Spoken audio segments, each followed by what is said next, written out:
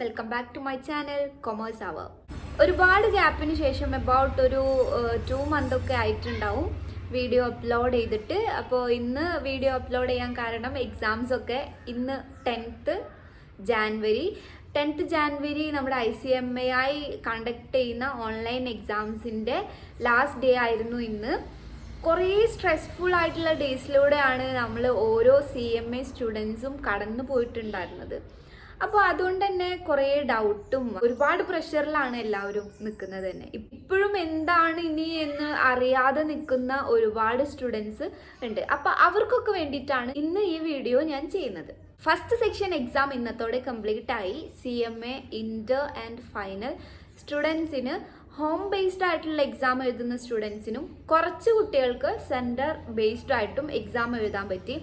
ഒരുപാട് students exam ഇനി എന്ത് ചെയ്യാൻ പറ്റും എന്നുള്ള ക്വസ്റ്റ്യൻ മാർക്കിലാണ് നിൽക്കുന്നത്. അഡ്മിറ്റ് കാർഡ് കിട്ടാതെയും ടെക്നിക്കൽ ഇഷ്യൂസും മറ്റ് കാരണങ്ങൾ കൊണ്ടും എക്സാം എഴുതാൻ പറ്റാത്ത കുട്ടികൾക്കും വേണ്ടി റീടെസ്റ്റ് നടത്തുമെന്ന് നമ്മുടെ CMA ഇൻസ്റ്റിറ്റ്യൂട്ട് മുന്നേ നമുക്ക് നോട്ടിഫിക്കേഷൻ തന്നിട്ടുണ്ടായിരുന്നു.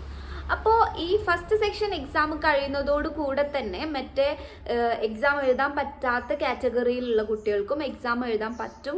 അതിനുള്ള നോട്ടിഫിക്കേഷൻ ഉടനെ തന്നെ റിലീസ് ചെയ്യുമെന്നാണ് ഇൻസ്റ്റിറ്റ്യൂട്ട് പറഞ്ഞിട്ടുണ്ടായിരുന്നത്. ഇതുവരെ അതിനൊരു ക്ലാരിറ്റി ഇൻസ്റ്റിറ്റ്യൂട്ട് തന്നിട്ടില്ല. അതുകൊണ്ട് തന്നെ എന്നാണ് എക്സാം വരിക, എങ്ങനെയായിരിക്കും എക്സാം, അതിനുള്ള ഇനി സെൻറ്റർ തന്നെയാണോ അതോ ഹോം ബേസ്ഡ് തന്നെയാണോ, ഇനിയും ഹോം ബേസ്ഡ് തരുമോ നമുക്ക്, അങ്ങനെയുള്ള കാര്യങ്ങളൊന്നും ഇൻസ്റ്റിറ്റ്യൂട്ടിൻ്റെ ഭാഗത്തുനിന്ന് നമുക്കൊരു ക്ലാരിഫിക്കേഷൻ വന്നിട്ടില്ല. പിന്നെ CA എക്സാമുമായിട്ട് +2 എക്സാമൊക്കെ ആയിട്ട് ക്ലാഷ് വരുന്നതുകൊണ്ട് തന്നെ എക്സാം ഇനിയും നീണ്ടു പോകാനും ചാൻസ് ഉണ്ട് എന്നൊക്കെ പറയുന്നുണ്ട്. സോ നിങ്ങൾ സ്റ്റുഡൻസ്, എക്സാം എഴുതാൻ പറ്റാത്ത സ്റ്റുഡൻസ് ഇങ്ങനെയുള്ള റൂമേഴ്സും ബാക്കി കാര്യങ്ങളൊന്നും ശ്രദ്ധിക്കാതെ പഠിപ്പിൽ തന്നെ കോൺസെൻട്രേറ്റ് ചെയ്യാം. നിങ്ങൾക്ക് ബാക്കിയുള്ള സ്റ്റുഡൻസിനെ കമ്പയർ ചെയ്യുമ്പോൾ നിങ്ങൾക്കൊരു ആഡഡ് അഡ്വാൻറ്റേജ് എന്നോണം കുറച്ചും കൂടെ ടൈം കിട്ടിയിരിക്കുകയാണ്.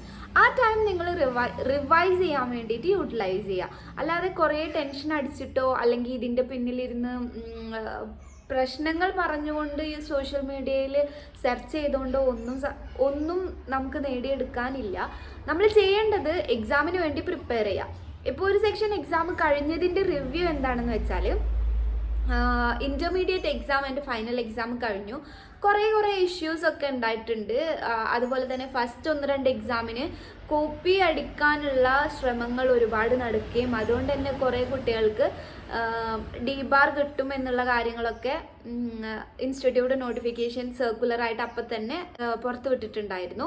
അതുപോലെ തന്നെ അങ്ങനെയുള്ള മാൽ പ്രാക്ടീസസ് നടത്തുകയാണ് എന്നുണ്ടെങ്കിൽ തീർച്ചയായിട്ടും DBAR ചെയ്യുമെന്ന് തന്നെയാണ് ഇപ്പോഴും കിട്ടിയ ഇൻഫോർമേഷൻ. അതിൻ്റെ തന്നെ ഒരു മറുവശം എന്ന് പറയുന്നത് എന്താണെന്ന് വെച്ചാൽ, മാൽ പ്രാക്ടീസസ് അല്ലാതെ തന്നെയും ഈവൻ നമ്മൾ എന്തെങ്കിലും പ്രാക്ടിക്കൽ പ്രോബ്ലംസ് ആണ് കാൽക്കുലേറ്റ് ചെയ്യുന്നത്, അല്ലെങ്കിൽ റഫ് വർക്ക്സ് ചെയ്യുകയാണ്, പേപ്പറിൽ റഫ് വർക്ക് ചെയ്യുക, അല്ലെങ്കിൽ കാൽക്കുലേറ്ററിൽ കാൽക്കുലേറ്റ് ചെയ്യുക, അങ്ങനെയുള്ള ടൈമിലൊക്കെ നമുക്ക് മുഖം ഡിറ്റക്ട് ചെയ്യുന്നില്ല, ഓട്ടോമാറ്റിക്കലി ലോഗ് ഔട്ട് ആവും. അങ്ങനെയുള്ള പോപ്പപ്പ് മെസ്സേജസ് നമുക്ക് പ്രോക്ടർ ഇടയ്ക്കിടയ്ക്ക് തരുന്നുണ്ടായിരുന്നു എന്നാണ് പറഞ്ഞത്. അപ്പോൾ അങ്ങനെയുള്ള കാര്യങ്ങൾ കൊണ്ട് തന്നെ എക്സാമിൽ കോൺസെൻട്രേറ്റ് ചെയ്യാൻ പറ്റുന്നുണ്ടായിരുന്നില്ല. ഇൻവിജിലേറ്റേഴ്സ് കാര്യമില്ലാതെ തന്നെ നമ്മളൊക്കെ ഇങ്ങനെ പറഞ്ഞുകൊണ്ടിരിക്കുമ്പോൾ നമ്മളുടെ മൈൻഡ് ഓട്ടോമാറ്റിക്കലി അതിലേക്ക് ശ്രദ്ധ പോവുകയാണ്. അപ്പോൾ നമ്മൾ എന്താണോ ചെയ്തുകൊണ്ടിരുന്നത് അതിൽ നിന്ന് ശ്രദ്ധ വിട്ടുപോയി നമുക്ക് ആൻസർ ചെയ്യാൻ പറ്റാത്തൊരവസ്ഥ വരികയാണ്. അങ്ങനെയുള്ള പ്രോബ്ലംസ് ഒക്കെ പറഞ്ഞിരുന്നു. വേറൊരു ഇഷ്യൂ എന്താ പറഞ്ഞതെന്ന് വെച്ചാൽ, സേവ് ആവുന്നില്ല. പിന്നെ സേവ് ആവാത്തത് കണ്ടപ്പോൾ ലോഗ് ഔട്ട് ചെയ്യാൻ പറഞ്ഞു. ലോഗ് ഔട്ട് ചെയ്ത് ഓപ്പൺ ആകുമ്പോൾ നമ്മൾ സേവ് ചെയ്യാതെ ഒരു ഇഷ്യൂ, അങ്ങനെയുള്ള ഇഷ്യൂസ് വന്നിരുന്നു. പിന്നെ ടൈമിൻ്റെ ഇഷ്യൂ വന്നിട്ടുണ്ടായിരുന്നു എന്ന് പറഞ്ഞു. ലോഗിൻ ചെയ്യാൻ പറ്റാത്ത ഇഷ്യൂ വന്നിട്ടുണ്ടായിരുന്നു. അങ്ങനെയൊക്കെ ഉള്ള റിവ്യൂസ് ആണ് സ്റ്റുഡൻസിൻ്റെ ഭാഗത്തുനിന്ന് കിട്ടിയത്.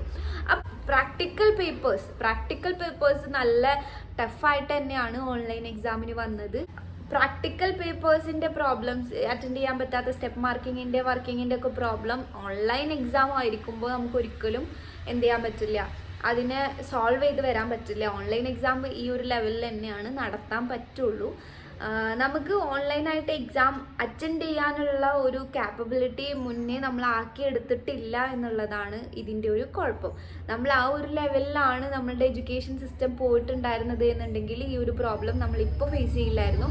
പെട്ടെന്നൊരു ഓൺലൈൻ എക്സാമിലേക്ക് കടന്നതുകൊണ്ടും ഫസ്റ്റ് ടൈമാണ് ഇങ്ങനെ ഒരു എക്സ്പെരിമെന്റ് എന്നുള്ളത് കൊണ്ടാണ് ഇങ്ങനെയുള്ള പ്രോബ്ലംസ് നമ്മൾ ഫേസ് ചെയ്യുന്നത്. ഈ ഒരു പാറ്റേണിൽ ഈ കുട്ടികൾ എന്തായാലും യൂസ്ഡ് ആവും. അപ്പോൾ ഇങ്ങനെയുള്ള ടെക്നിക്കൽ ഇഷ്യൂസ് നമ്മുടെ ഭാഗത്തു നിന്നല്ലാതെയുള്ള ഈ എക്സാം എഴുതാൻ പറ്റാതെ, എക്സാം വിൻഡോ ഓപ്പൺ ആവാതെയോ അല്ലെങ്കിൽ അങ്ങനെയുള്ള എന്ത് എക്സാം ടെക്നിക്കൽ സൈഡിൽ നിന്നുള്ള എന്ത് ഇഷ്യൂ ആണെന്നുണ്ടെങ്കിലും നമുക്ക് അപ്പോൾ തന്നെ ഇൻസ്റ്റിറ്റ്യൂട്ടിനെ വിവരം അറിയിക്കാനുള്ള 2 മെയിൽ ID നമുക്ക് തന്നിട്ടുണ്ടായിരുന്നു. അത് ഞാൻ ഡിസ്ക്രിപ്ഷൻ ബോക്സിൽ ഇൻക്ലൂഡ് ചെയ്യിപ്പിക്കാം.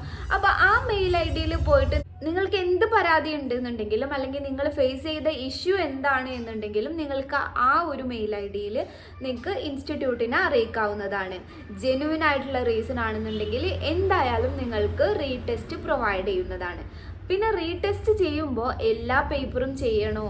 ബാക്കി 3 നല്ല രീതിയിൽ അറ്റൻഡ് ചെയ്തിട്ടുണ്ട്, അല്ലെങ്കിൽ 2 പേപ്പറിലാണ് ഇഷ്യൂ വന്നിട്ടുള്ളത്, ബാക്കി 2 എണ്ണം അല്ലെങ്കിൽ ബാക്കി 6 എണ്ണം ഒക്കെ നല്ല രീതിയിൽ അറ്റൻഡ് ചെയ്യാൻ പറ്റിയിട്ടുണ്ട് എന്നൊക്കെ ഉണ്ടെന്നുണ്ടെങ്കിൽ നമുക്ക് ഏത് പേപ്പറിനാണോ ഇഷ്യൂ വന്നിട്ടുള്ളത് ആ പേപ്പറിൻ്റെ പേര് വെച്ച് നമുക്ക് വന്ന ഇഷ്യൂ എന്താണ്, നമ്മൾ ഫേസ് ചെയ്ത പ്രോബ്ലം എന്താണെന്ന് ഇൻസ്റ്റിറ്റ്യൂട്ടിനെ അറിയിച്ചാൽ ആ ഒരു പേപ്പർ മാത്രമായിട്ട് തന്നെ നമുക്ക് റീടെസ്റ്റ് ചെയ്യാൻ പറ്റും എന്നുള്ളതാണ് വിവരമാണ് നമുക്ക് അറിയാൻ പറ്റിയിട്ടുള്ളത്.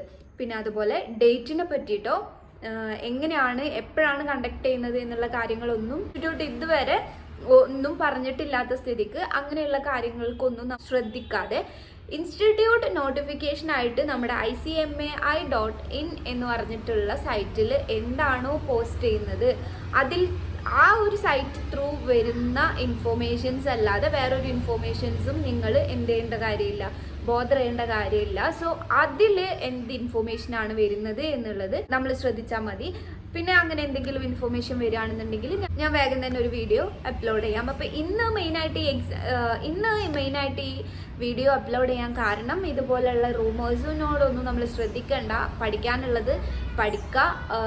പിന്നെ നിങ്ങൾക്ക് ടെൻഷൻ ആവുന്ന പോലെ നിങ്ങളുടെ കുറേ ടൈം പോവില്ലേ, നമ്മൾ എക്സാം ആദ്യം എഴുതി അവർ പിന്നെയാണ് എഴുതുന്നത്, അങ്ങനെയുള്ള പ്രശ്നങ്ങളുടെ ഒന്നും ആവശ്യമില്ല. കാരണം റിസൾട്ട് ഒരുമിച്ചാണ് വരിക എന്ന് പറഞ്ഞിട്ടുണ്ട്. സോ നിങ്ങൾക്കൊരു ആഡഡ് അഡ്വാൻറ്റേജ് കിട്ടി എന്നുള്ളത് വിചാരിച്ചാൽ മതി. പിന്നെ ഈ എക്സാമിനുള്ള എല്ലാ പ്രശ്നങ്ങളും പരിഹരിച്ചുകൊണ്ടായിരിക്കും ഒരു റീടെസ്റ്റ് നടത്തുക. അപ്പോൾ നിങ്ങൾക്ക് ഒന്നും കൂടെ ബെനഫിഷ്യൽ ആയിരിക്കും എന്നാണ് എൻ്റെ ഒരു പേഴ്സണൽ ഒപ്പീനിയനാണ്. സോ ഇപ്പോൾ എക്സാം എഴുതിയ സ്റ്റുഡൻസിനേക്കാൾ ഒന്നുകൂടെ ഇംപ്രവൈസ്ഡ് ആയിട്ട് എല്ലാ ഇഷ്യൂസും സോൾവ് ചെയ്ത് ആയിരിക്കും നിങ്ങൾക്ക് റീടെസ്റ്റ് ചെയ്യാൻ പറ്റുക. അപ്പോൾ അത് ഒന്നും കൂടെ നല്ല കാര്യമാണ്. കാരണം ഇപ്പോൾ എക്സാം എഴുതിയ കുട്ടികൾ ഒരുപാട് പ്രഷർ ഉണ്ടായിരുന്നു. അവർക്ക് എന്തായിരിക്കും ഇനി നാളത്തെ എക്സാമിന് എന്താവും എന്നുള്ള ഒരു ടെൻഷനിലാണ് എല്ലാവരും ഓരോ ദിവസവും കഴിഞ്ഞിരുന്നത്. ഈ ഒരു 8 days കഴിഞ്ഞ് കിട്ടാൻ ഭയങ്കര പാട് തന്നെയായിരുന്നു. അപ്പോൾ അതിൻ്റെ ഒരു റിവ്യൂ എന്താണെന്ന് വെച്ചാൽ എല്ലാവരും ഒരു ഫെഡപ്പ് ആയിട്ടുള്ള ഒരു അവസ്ഥയിലാണ്. കുറേ ചെറിയ ഇഷ്യൂസ് വരുമ്പോൾ തന്നെ നമ്മൾ മെൻ്റലി ഡൗൺ ആവുകയാണ്. എക്സാമിൻ്റെ പ്രഷറും ഈ ടെക്നിക്കൽ ഇഷ്യൂസും എല്ലാം കാരണം. അപ്പോൾ ഇതെല്ലാം ഇംപ്രൂവൈസ് ചെയ്ത് നല്ല ഒരു പ്ലാറ്റ്ഫോം ഇനി നമുക്ക് കിട്ടുമെന്ന് നമുക്ക് പ്രതീക്ഷിക്കാം. ഹോപ്പ്ഫുള്ളി അങ്ങനെ തന്നെ ആവട്ടെ. സോ അതിനുവേണ്ടി വെയിറ്റ് ചെയ്യുക. ഇൻസ്റ്റിറ്റ്യൂട്ട് നോട്ടിഫിക്കേഷൻ ഇറക്കുമ്പോൾ തന്നെ ഞാൻ വീഡിയോ അപ്ലോഡ് ചെയ്യുന്നത്. അതുപോലെ തന്നെ ഈ റീടെസ്റ്റ് നടത്താൻ പോകുമ്പോൾ ഇപ്പോൾ എക്സാം അറ്റൻഡ് ചെയ്യാൻ പറ്റാത്ത കുട്ടികൾക്കും ഇതൊരു ലെസൺ ആയിരിക്കും. ഇപ്പോൾ അറ്റൻഡ് ചെയ്ത കുട്ടികളോട് മാക്സിമം ചോദിച്ച് മനസ്സിലാക്കിയിട്ട് റീടെസ്റ്റ് അപ്രോച്ച് ചെയ്യുക എന്നുള്ളതാണ് എനിക്ക് നിങ്ങളുടെ അടുത്ത് പറയാനുള്ളത്. അപ്പോൾ അങ്ങനെയുള്ള റീടെസ്റ്റിന് പോകുന്ന കുട്ടികൾക്ക് എന്തെങ്കിലും ഡൗട്ടോ കാര്യങ്ങളോ ഉണ്ട് എന്നുണ്ടെങ്കിൽ ഈ വീഡിയോൻ്റെ താഴെ കമൻറ്റ് ചെയ്യുക. അല്ലെങ്കിൽ എനിക്ക് ഇൻസ്റ്റഗ്രാം ത്രൂവോ ഫേസ്ബുക്ക് ത്രൂവോ മെസ്സേജ് ചെയ്താൽ മതി. ഞാൻ റിപ്ലൈ ചെയ്യുന്നതായിരിക്കും. മാക്സിമം ഞാൻ നിങ്ങളെ സപ്പോർട്ട് ചെയ്യുന്നതായിരിക്കും. സോ അത്രേ ഉള്ളൂ ഇന്നത്തെ വീഡിയോയിൽ. വീഡിയോ എല്ലാവരും ലൈക്ക് ചെയ്യുക, ഷെയർ ചെയ്യുക. ആൻഡ് ചാനൽ സബ്സ്ക്രൈബ് ചെയ്തിട്ടില്ല എന്നുണ്ടെങ്കിൽ ചാനൽ ജസ്റ്റ് ഒന്ന് സബ്സ്ക്രൈബ് ചെയ്യുക. ബൈ.